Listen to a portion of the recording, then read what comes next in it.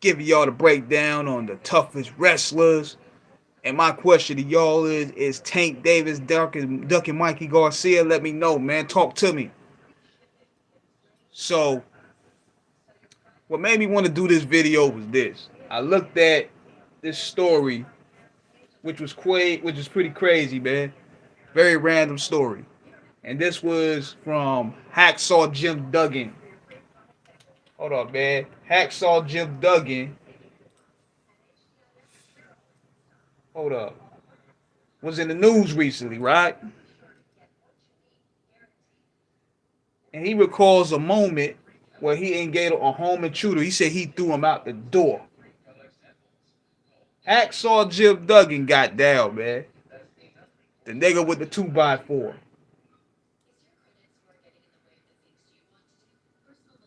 Hold on one second. Here's the article. It said a former WWE star who now lives in the Midlands is making headlines for an incident at his home. Hacksaw Jim Duggan is known for carrying around a 2x4 and giving the thumbs up ahead of his matches, and he is currently a Kershaw County resident.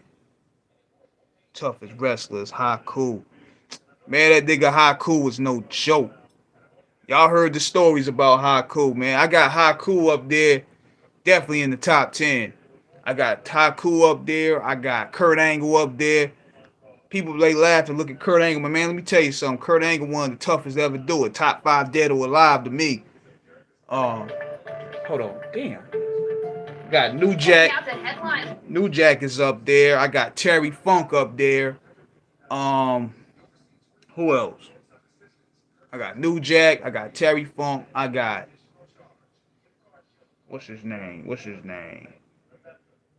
See, the list is gonna vary a little bit, just depending on that. Matter of fact, Stone Cold Steve Austin, yes sir, got him on here. Let me tell y'all this: how I knew Stone Cold was one of the baddest, man. Stone Cold Steve Austin was so convincing that we thought he could square up with Mike Tyson, man. Now you know when they did that incident, when they did the storyline with Steve Austin and Mike. I know Steve was in his back of his mind was like, man, I hope Mike know this is an act. I hope he don't shoot. You know what I'm saying? Because this game over. If Mike start, I'm going to shove Mike. In the back of Steve's mind, he's probably thinking, man, I hope Mike don't shoot. I hope Mike know this is just a storyline. So that made us believe that, yo, Stone Cold is bad. Like, he can square up with Mike Tyson. That's gangster. Yeah, my man mentioned Bret Hart. Definitely Bret, man. You come from that Hart family dungeon. Come on, man. You one of the built ones. You come from there. That Hart family dungeon is no joke. I got Chris Benoit up there too, man. Chris Benoit, one of the toughest to ever do it too. I mean, I don't agree with what he did, but judging from a story that my man told me when he was trying out for the WWE in 2006, he told me they was doing the tryouts. Chris Benoit was one of the workers, right? And Chris Benoit will make dudes do like 300 to 400 sit-ups if they got out of line, or push-ups. Then what he'll do, he'll take some of the talent and he'll give them like knife-edge chops to the chest. Yo, my man said that shit felt like his heart was gonna jump out his chest. Chris went ahead and just went, chopped him right in the chest. He felt like his blood circulation was going through his heart. Like it felt like it was gonna jump out of his chest. You know what I'm saying? Yo, he just went, pow. My man said he was like this. Just, you couldn't get no blood, no oxygen, none of that. Yeah, Chris Benoit, one of the craziest to do it, man. Let me another one. The Road Warriors. The Road Warriors used to be beating people up. Man, I remember I seen Hawk and Animal pull up. This was outside. This is when I was a youngster. I seen them out in the Dorton Arena, 1988, I believe. This is the first time I ever went to a wrestling match. I seen the Road Warriors come out there with them spikes and shit. They were some big people, yo. They niggas was big. They were just beating everybody up, man. They beat up like 2 tag teams. They would beat up the Midnight Express. And they beat up Ric Flair. They beat up Arn Anderson. Yo, they were kicking ass that night. They was kicking ass. The Road Warriors. I'm gonna tell y'all who's very one of the toughest to do it. The Steiner brothers. I looked at a shoot video where some of the wrestlers were scared that they were gonna have to do a 15-minute bout with the Steiners because the Steiners used to throw people around. I mean, in they prime, Rick and Scott, boy, they used to just throw you around, rough you up. Nobody wanted to get in the ring with the Steiner brothers, man. You had to be built. And you know what's crazy, y'all? The WCW tag team scene in the early 90s was crazy. You had Doom, Hacksaw Butch Reed and Ron Simmons. You had the Steiner brothers. You had the Nasty Boys. You had the Skyscrapers. People don't know nothing about the Skyscrapers. They was Dangerous Dan Spivey and Sid Vicious. They looked dangerous. Ron Simmons. Yes, sir. Ron Simmons. Ron, boy. Ken Shamrock. Yeah. There was another tag team they had. You know, of course, you had the mixture of Ric Flair and Arn.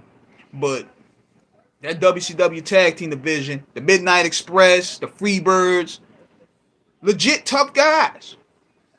These guys were legitimately tough, and they will whip your ass. See, people think what these guys do is just ballet stuff. Man, these guys is tough. Especially the ones that came out during that time period. Rick Rude was a bouncer. He was a bouncer. I remember, I'm going to tell y'all another story, man. I remember seeing Big Van Vader and Ravishing Rick Rude. You can check this picture out on Google where Rick Rude had a Glock on him. And I wanted to ask Rick Rude for an autograph. This dude, Rick Rude, was in character. He looked at me and just walked away. And I said, I get it. I get it. He's in character. I ain't even feel bad. I knew the game. I was like, yeah, he in character. I ain't even mad. I ain't going to even get all upset about it. But Vader's a big dude, too. Him and Vader, they was going to that same airport. I think they was leaving for Slamboree, I believe. And they left together. I seen Sting. I seen Dustin Rhodes. What's his name? What's the dude's name? What's that motherfucking name? William Regal. Steven Regal at the time. I seen all them guys. They was going to the airport. They were going to Slamboree 94. But they were some legit tough guys. Edge. I might have to throw Edge up there, believe it or not, because Edge, he's still doing it big now. The man had a career-ending neck injury. 2 career-ending neck injuries. Wait a minute. It might be 2 or 3. Put him back on the shelf. He's still out there in 2022. We didn't think we were going to see Edge no more. Edge is passionate about this business, man. That's what I respect about him. He does this for the love. You know this man loved the sport where he drove all the way from, I think he drove from a certain part of the district he was at to drive to Florida during the pandemic just to cut a promo. You can tell that dude loved the business, man. Edge is one of the toughest to do it. Edge is definitely one of the toughest to do it. Bam Bam Bigelow. Hell yeah. Bam Bam Bigelow, man. Rest in peace. Man, Bam Bam Bigelow, man. One of the dopest big men to ever do it, man. I loved his ECW run because Bam Bam was straight beating people's ass. He was straight beating everybody up. I mean, the WWF run was cool, but you could tell that Bam Bam was just basically putting people over to make them look good. Like, he put Lawrence Taylor over, made Lawrence Taylor look legit. Then he put over Goldust, made him look legit. Then he put over Tatanka. He was just putting over guys. But when he came to ECW, he was just straight beating everybody up. That's the real Bam Bam Bigelow, the beast from the East. When he put Taz through the ring, I was like, yeah. They all need a gatekeeper like Bam Bam. Yeah, Bam Bam made them dudes look legit. That's what made Bam Bam so special. Plus, he got a big bag from that WrestleMania Lawrence Taylor bout. He got about 300K. So he figured, man, look, 300K for what? 10 minutes of work. Smart business. Smart business. Well, who was another legit tough one? A lot of them ECW dudes, they were crazy as cat shit. New Jack being one of them, man. New Jack was doing matches from 2000 from when he got really injured with one eye. He was one eye blind. He had a cracked skull. He was suffering memory lapse and stuff. He suffered a lot of damage from that fall, and he would still work matches. Even he didn't care if it was 100 people, 10 people, or a million people. He didn't really care. New Jack was a person that was based off principle. Most of them Hawaiians went in, man. Them Samoans, man, they got this on lock, man. They got the Vinnie Mac got them. Samoans got Vinnie Mac on the chokehold, man. They anything them Samoans want, they gonna get out of the business for real. That's why the bloodline is running it heavy, yo. They got the WWE in the chokehold, the Samoan tribe. But yeah, who else is another one, man? You look at those what's his another that Japanese kid? What's his name? Masato Tanaka. What's his name? Masato Tanaka. God, man, that was one of the toughest Japanese men I ever seen, man. Y'all look at those matches he had with Mike Awesome from ECW. Crazy rivalry. One of my personal favorites. That's a crazy rivalry right there. Them dudes used to kill each other. But they dropped the ball with Mike Awesome, man. Mike Awesome could have been a star. Mike Awesome could have. He had a massive move set. He knew how to move for a big man. He knew how to jump out the ring. He didn't really have a personality, but he didn't really need that. He just needed a manager. Now, Paul Lee knew how to book him.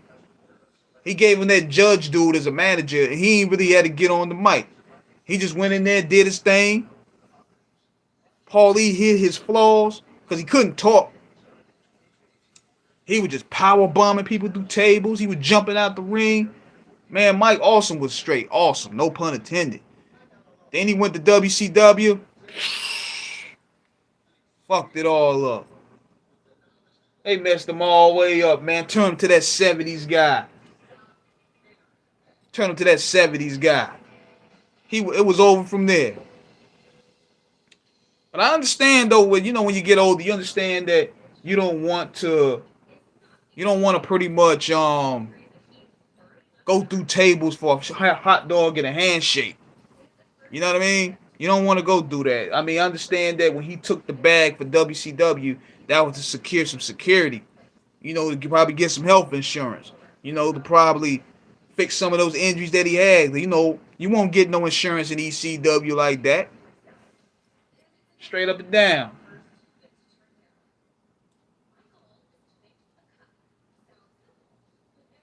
Hold on, man. Let me go find this real quick. But I know there's another one. Terry Funk. Terry Funk, one of the toughest to ever do it. Man, Funk was wrestling up to he was his 70s. I think Terry Funk probably retired as recently as 2015. Terry Funk been in the game since gas was damn near $1.99 a gallon. Sabu, hell yeah, I forgot about Sabu. Sabu scars alone made me believe he was a tough individual.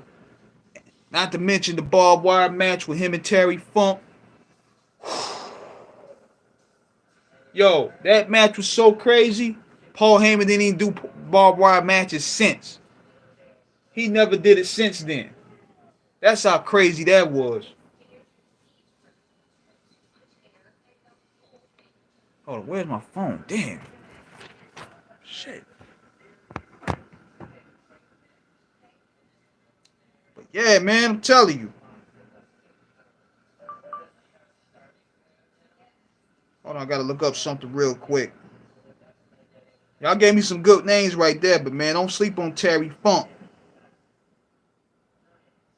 Harley Race. I heard some stories about Harley Race, man. And you know what made me do this video was Perry Saturn. Good choice, Perry Saturn. Matter of fact, I'm gonna give y'all some game here, man, about the Eliminators, man. John Cronin's rest in peace was my first ever interview. He was the first ever interview I ever did, and that was in 2002. I recorded it through a tape recorder, one of them old tape recorders and stuff. This was the first time we ever did an interview because this is after ECW had folded. And I think what he did was he put his phone number on one of the flyers because he was doing small bookings for indie shows. So we figured, hey, let's call him up and let's try to rap with him. Let's try to get an interview. Now, at this time, we had calling cards, right? So we was going to try to call John Cronin through a calling card. So we was like, I don't know if we're going to be able to get it. But we went ahead and tried it. We put the money together. I think it was $30 to get a calling card. And we called it right there. He picked up. So we wanted to know, we want to do an interview with him. And he was like, we'll do a quick one because he's trying to book for a match. So we did like a good old 10 to 15 minute where we all took turns asking him questions. And he told this crazy story where he stopped a robber by putting his finger into a gun. Like, like in the movies, right? He put the hole of the trigger. And then he's told another story about Perry Saturn. He said he fell out with Perry Saturn because Perry Saturn didn't tell him about going to WCW. But he left him hanging to dry. Because the plan was if they was going to probably go to WCW together. But Perry never told him that. He just left him hanging and they fell out from there. But Cronus is a crazy dude, man. Rest in peace to him, man. The Eliminators had an ill finisher. They had an ill finisher. The total elimination was crazy. Y'all never seen that finisher before? Look it up. Total elimination.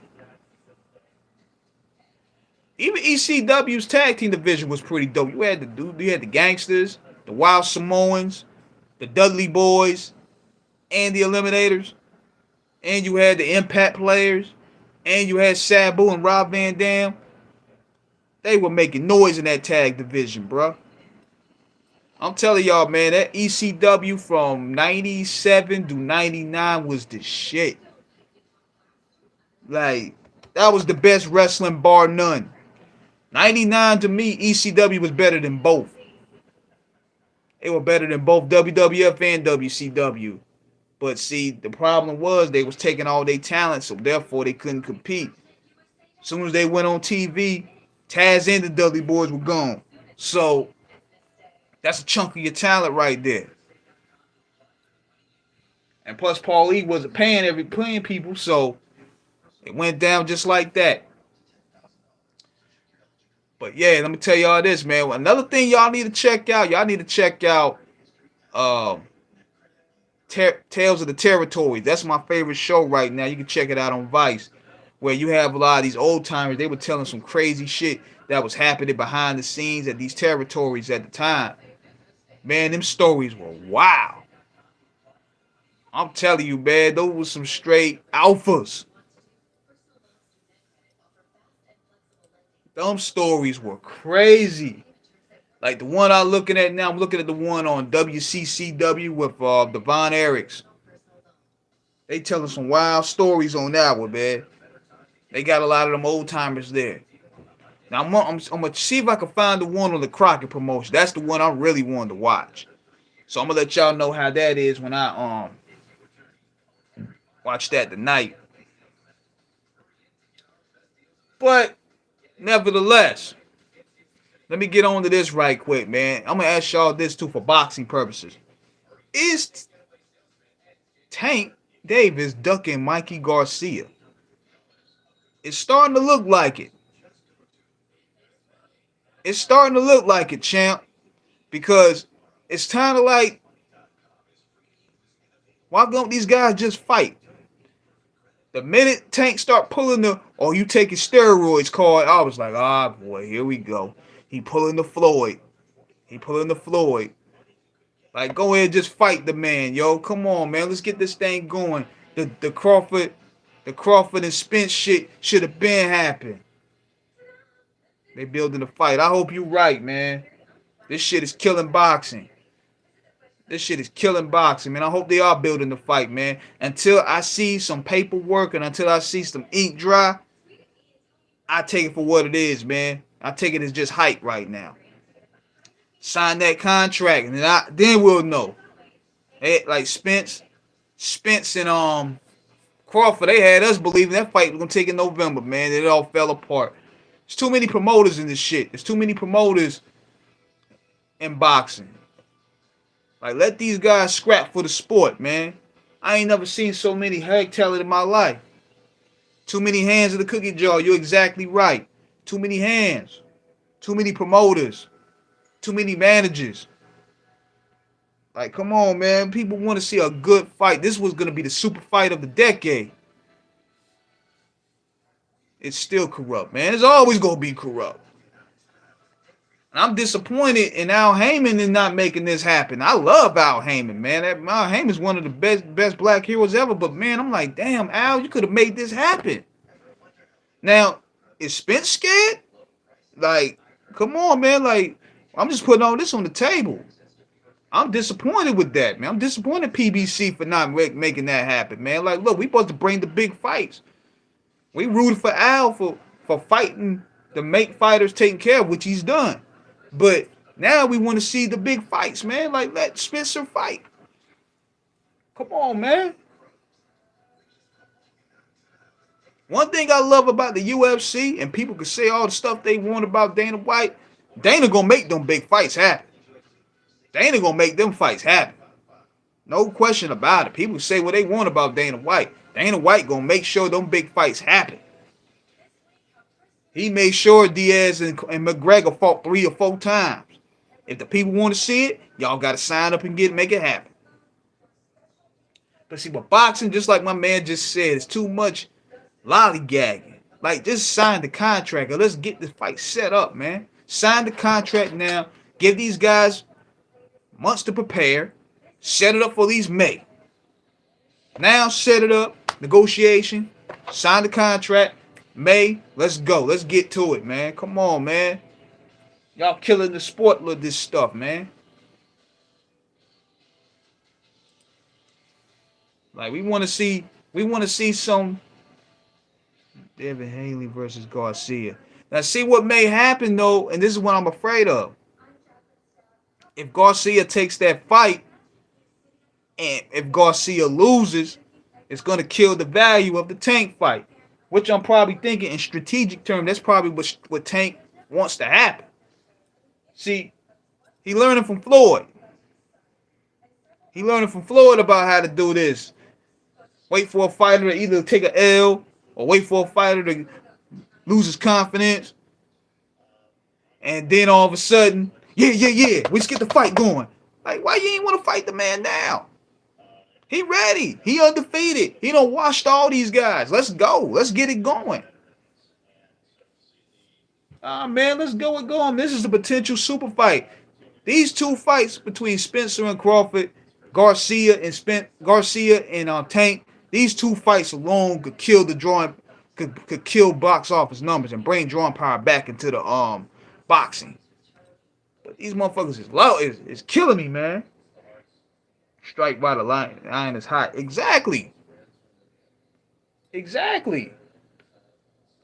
y'all lollygagging. Y'all don't want to take no L. That's what it's all about. Nobody wants to take the L. See? That's what it is. Niggas is scared to lose. Like, you supposed to be a fighter, right?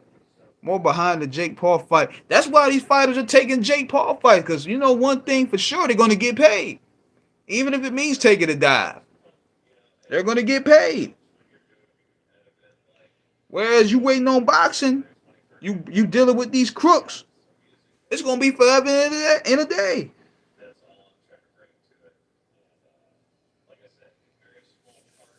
Like, come on, man. Let's get this thing on the road. The people want to see it. The people are tired of tweets. The people are tired of back and forth talking. Let's get to the ring. Let's find it out. Crooked business giving opportunities, fake fights. Yeah. These dudes should be going to Logan Paul for the bag. Or Jake Paul for the bag. It's sad to me.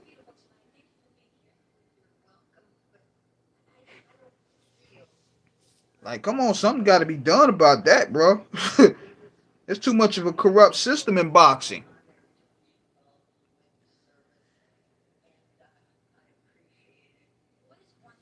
Okay, let me see what this is. Let's see what kind of news this is right here. But yeah, going back to the original Tough Guy, the toughest wrestlers, man. Yeah, Hacksaw Jim Duggan is definitely up there, man, especially when he stopped that intruder. We need Americans like Michael Hunter, Jared White, and Jared Miller, the top division, every division. Yeah, but they got to fight. You know what I'm saying? The best of the best is scared to fight each other. That's the problem. I don't even think the fighters are scared to fight. I think it's the managers, these promoters. They're trying to protect their fighters. Going back to where Don King tried to protect Tyson from Lennox Lewis. Because Lennox Lewis was calling for Mike back in 96. It's scary to know that Canelo's still at 32 years old. He 32 years old? Shit. He 32 years old? Now, I ain't know that. Man. He's still in his prime. Yo, I didn't know that at all. For 1990. Wow. That's crazy. That's crazy to me. Then I seen Adrian Broner. He signed with Black Prime. We'll see where that's gonna go. But Broner's done too. Broner is finished. Like, he had all the accolades to be Floyd Mayweather's successor, and he ain't even meet up to the hype, man. Broner's done.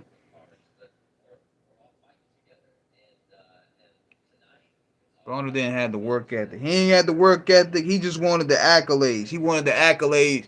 He wanted the fun factor of the Floyd Mayweather image. He didn't want to put the Floyd Mayweather work in. He wanted to do the monkey shit, but yet he ain't want to put the work in like Floyd does. He wasn't locked and ready to any of those fights. Pacquiao beat that man so silly, he thought he won the fight.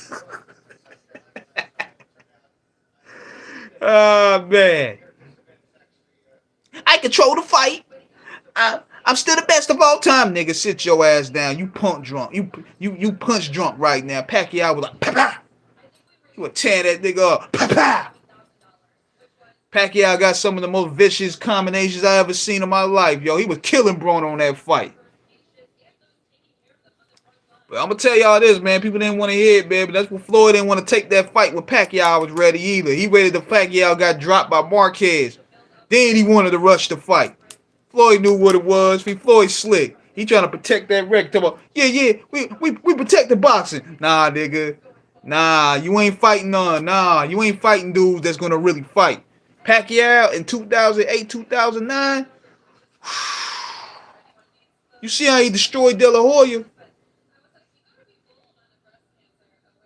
He was a lovable, hateable person. You see how he destroyed De La Hoya? Pacquiao was no joke, man. I always liked Pacquiao. Pacquiao wasn't afraid to fight nobody. So Floyd and Pacquiao with the super fight everybody want to see. They were begging to see it in 2008 and 2009. He ain't want to do it. He kept on saying, yeah, well, he ain't his own boss. He taking steroids.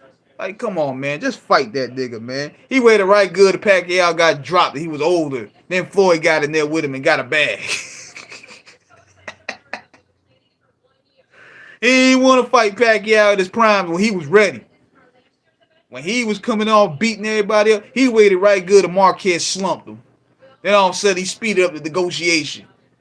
Come on, man. Floyd ain't that slick. And I love Floyd, man. I love what Floyd did for boxing, but at the same time, I gotta call it like I see it, man. I gotta keep it real. The fight I want to see is Canelo versus Benavidez. Canelo scared of Benavidez. Is that right? Oh, you saying Canelo shook? Hold up. I need proof of that. Canelo shook? Nah, I don't want to believe it. Let me look this up. Floyd Mayweather accuses Canelo Alvarez of ducking David Benavidez. Wow. Let me see what's going on here. Canelo fight arguably weak champions like Canna Plant, Billy Joe Saunders, and Rocky Fielding rather than Benavidez gave rise to the belief that he's ducking Benavidez because fans will believe he would easily been beating all those former belt holders. It's not good, Nello. Come on, man. Y'all gotta take these fights, man. The people want to see the fights. These were the fights the people want to see. Now you got Eddie Hearn. Eddie Hearn is denying it. They go Floyd with the bullshit. Canelo ducking Benavidez. Wonders how often he used pads. Get out of here, Floyd.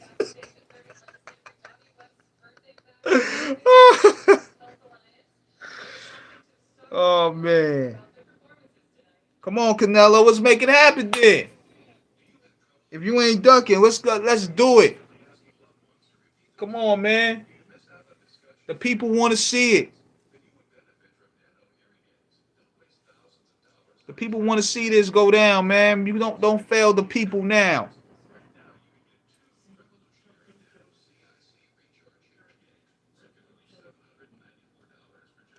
Nah, he can't be ducking him. He said Hearns is reacting to Mayweather ducking David Benavidez. He said, wow.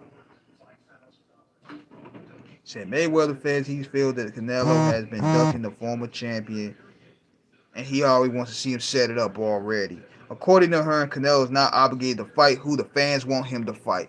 This is a problem. Meaning Benavidez, Jamel Canelo, or whoever, Hearn says that Benavidez has nothing to offer other than a payday. Come on, man. You come on. You can't be doing that, man. You gotta fight who the fans want to see, man. What's wrong with you? Canelo has taken a lot of stick from boxing fans for spending the last 3 years slowly unifying the 168-pound division against 3 British fighters, the Rocky Fielding, Callum Smith, and Billy Joe Saunders. Man, come on, man. Come on, man. We got to make this happen, man.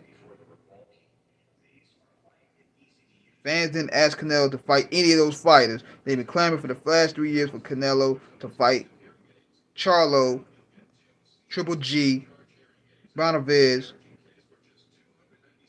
Andrade, and Bivol. It seemed like to me pulling a Floyd. He just fight who he want to fight for the bag. He ain't caring, bro. Oh man, that's what that's all about, man. These dudes fight for the bag. They ain't fighting for props no more. Hold on, right quick, y'all. About to shut this live down real quick. Then I'm about to jump on this Instagram live. I got to do something real fast. Hold on. I'll be right back, y'all.